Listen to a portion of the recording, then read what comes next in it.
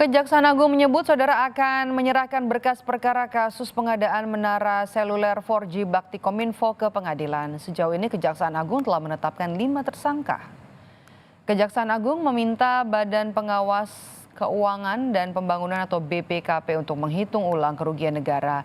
BPKP menemukan adanya kerugian negara yang lebih besar dari taksiran Kejaksaan Agung sebelumnya.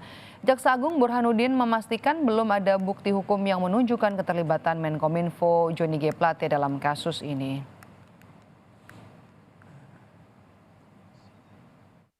Nanti faktanya terbukti dan ada menyangkut ke beliau, kita tidak akan mendiamkan ini. Yang penting penyidik dan ada fakta, saya akan tindak lanjuti.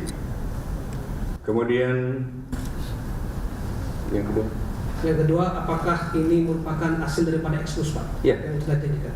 Ini kemarin kan sudah berekspos, kemudian hari ini, sebenarnya kemarin kita mendapat hasil perhitungan kerugian negara.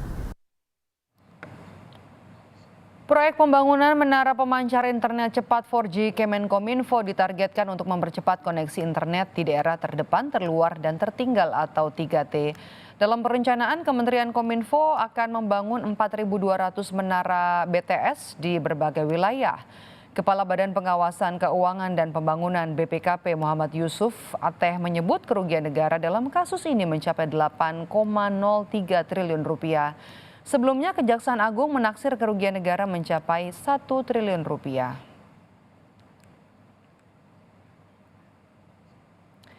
Adapun kerugian negara sebesar lebih dari 8 triliun dari pengadaan BTS 4G Bakti Kementerian Kominfo berasal dari biaya kegiatan penyusunan kajian pendukung. Ditemukan pula indikasi dugaan penggelembungan harga atau markup serta pembayaran BTS yang ternyata belum terbangun.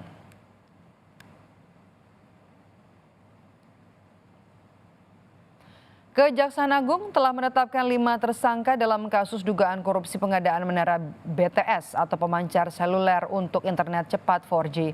Terakhir, Kejagung menetapkan tersangka Irwan Hermawan selaku komisaris PT Solitech Media Sinergi. Irwan diduga bermufakat bersama Direktur Utama Bakti Kominfo sehingga jadi pemenang proyek.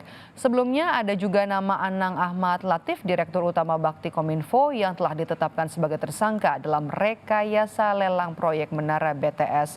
Lalu ada 3 tersangka lain, Galumbang Menak, Direktur Utama PT Mora Telematika Indonesia, Mukti Ali, Account Director PT Huawei Tech Investment, dan Yohan Suryanto, tenaga ahli utama Human Development Kampus UI tahun 2020 yang diduga membuat riset fiktif terkait proyek BTS 4G.